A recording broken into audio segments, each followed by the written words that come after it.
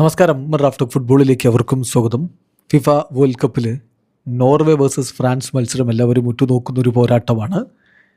കടുത്ത വെല്ലുവിളി നോർവേ ഫ്രാൻസിനുണ്ടാക്കും എന്നാണ് പലരും പ്രതീക്ഷിക്കുന്നത്.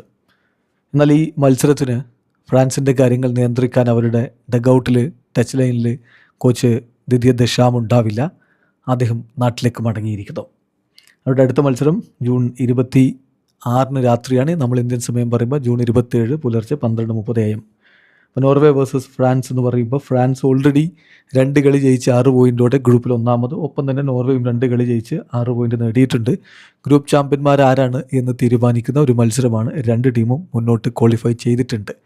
എന്നാൽ പോലും ഫുട്ബോൾ ലോകം വളരെ ആവേശത്തിൽ ഉറ്റുനോക്കുന്ന ഒരു കളിക്ക് കോച്ച് ദിദിയർ ദെഷാം ഉണ്ടാവില്ല. അദ്ദേഹത്തിൻ്റെ അമ്മ മരണപ്പെട്ടിരിക്കുന്നു. ഇന്നലെ ഈ കാര്യം കൺഫേം ചെയ്തുകൊണ്ട് അവരുടെ ഫുട്ബോൾ ഫെഡറേഷൻ സ്റ്റേറ്റ്മെൻറ്റ് ഇറക്കുകയുണ്ടായി. അതിലവർ പറയുന്നത് ദിദിയർ ദെഷാം നാട്ടിലേക്ക് മടങ്ങുന്നു, ഫ്രാൻസിലേക്ക് മടങ്ങുകയാണ്. അദ്ദേഹത്തിൻ്റെ മാതാവ് മരണപ്പെട്ടിരിക്കുന്നു. അദ്ദേഹം തൻ്റെ ഫാമിലിയെ കാണാനും അമ്മയുടെ ഫ്യൂണറൽ പരിപാടിയിൽ പങ്കെടുക്കാനും ഒക്കെ ആയിട്ട് നാട്ടിലേക്ക് മടങ്ങുകയാണ്. ഫെഡറേഷൻ ഇക്കാര്യം കൺഫേം ചെയ്യുന്നു. അതുകൊണ്ട് തന്നെ he won't be on the bench for France game against Norway. നോർവേക്കെതിരെയുള്ള മത്സരത്തിന് ദിദിയർ ദെഷാം ബെഞ്ചിലുണ്ടാവില്ല എന്ന കാര്യം കൂടി ഇപ്പോൾ ഒഫീഷ്യലി തന്നെ ഫ്രാൻസ് ഫുട്ബോൾ ഫെഡറേഷൻ അറിയിച്ചിട്ടുണ്ട്. ഏതായാലും thoughts and prayers with Didier, his family, his mom. Rest in peace.